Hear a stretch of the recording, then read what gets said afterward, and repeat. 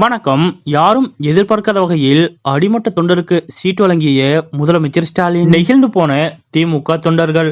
அப்படி முதலமைச்சர் மு க ஸ்டாலின் அவர்கள் எந்த அடிமட்ட தொண்டருக்கு எந்த தொகுதியில் சீட் கொடுத்திருக்கிறார் என்பது பற்றிய முழு விவரத்தோட இப்ப நம்ம பார்க்கலாம். வரும் ஏப்ரல் 19ஆம் தேதி அன்று தமிழ்நாட்டில் லோக்சபா தேர்தல் நடைபெற உள்ளது. தேர்தலுக்கு இன்னும் குறுகிய காலமே உள்ளதால் அனைத்து கட்சிகளும் தீவிரமான தேர்தல் பணிகளில் ஈடுபட்டுள்ளனர். அந்த வகையில் இன்றைய தினம் திமுக போட்டியிடும் 21 தொகுதிகளுக்கான வேட்பாளர்களை அதிகாரப்பூர்வமாக அறிவித்துள்ளது. இன்றைய தினம் சென்னை அண்ணா அறிவாலயத்தில் முதலமைச்சர் மு க ஸ்டாலின் அவர்கள் இந்த வேட்பாளர் பட்டியலை அதிகாரப்பூர்வமாக அறிவித்தார். இந்த வேட்பாளர்கள் பட்டியலில் யாரும் எதிர்பார்க்காத வகையில் பல்வேறு புதுமுகங்களுக்கு முதலமைச்சர் மு க ஸ்டாலின் அவர்கள் வாய்ப்பு கொடுத்திருக்கிறார். அதன்படி அடிமட்ட தொண்டர்கள் சில பேருக்கும் இந்த தேர்தலில் முதலமைச்சர் மு க ஸ்டாலின் அவர்கள் வாய்ப்பு கொடுத்திருக்கிறார். முதலமைச்சர் மு க ஸ்டாலின் அவர்களது இந்த செயல் அனைவரது கவனத்தையும் ஈர்த்துள்ளது.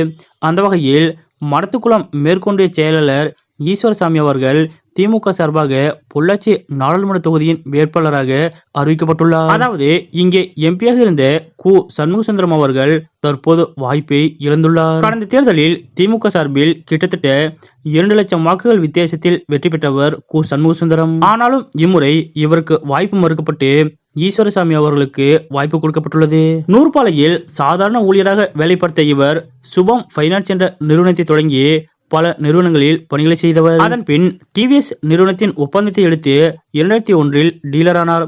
இவரின் திறமையான வேலையை பார்த்து பல மாவட்டங்களில் டிவிஎஸ் நிறுவனத்தின் ஒப்பந்தத்தை பெற்றார். அதோடு அரசு உதவி பெறும் பள்ளி ஒன்றையும் இவர் குறைந்த கட்டணத்தில் நடத்தி வருகிறார். 2006ஆம் ஆண்டில் திமுகவில் இணைந்த இவர் 2007ஆம் ஆண்டு கருப்புசாமி புதூர் கிளைக்கழகத்தின் ஒன்றிய பிரதிநிதியாக பொறுப்பேற்றார். அதன் பின் பல்வேறு பொறுப்புகளை வகித்த இவர் கவுன்சிலர் தொடங்கி பல்வேறு ஊராட்சி ஒன்றிய பதவிகளையும் வகித்துள்ளார். இவரின் தீவிர அரசியல் பணிகள் காரணமாக மடத்துக்குளம் மேற்கொண்டிய செயலாளர் பதவியை ஈஸ்வரசாமி அவர்கள் பெற்றார். இந்த நிலையில் தற்போது திமுக சார்பாக பொள்ளாச்சி நாடாளுமன்ற தொகுதி வேட்பாளராக இவர் அறிவிக்கப்பட்டுள்ளார். பொள்ளாச்சி நாடாளுமன்ற தொகுதிக்கு ஏகப்பட்ட திமுகவின் முக்கிய புள்ளிகள் போட்டி போட்டனர். மேலும் கோவையைச் சேர்ந்த திமுகவின் முக்கிய புள்ளிகள் கூட பொள்ளாச்சி நாடாளுமன்ற தொகுதிக்காக போட்டியிட்டனர். இப்படிப்பட்ட சூழ்நிலையில் திமுகவில் அடிமட்ட தொண்டராக இருந்து படிப்படியாக உயர்ந்து தற்போது மடத்துக்குளம் மேற்கொண்டிய செயலாளர் பதவியை வகித்து வரும் ஈஸ்வரசாமிக்கு முதலமைச்சர் மு க ஸ்டாலின் அவர்கள் லோக்சபா தேர்தலுக்கான சீட் வழங்கியிருப்பது அனைவரது கவனத்தையும் ஈர்த்துள்ளது.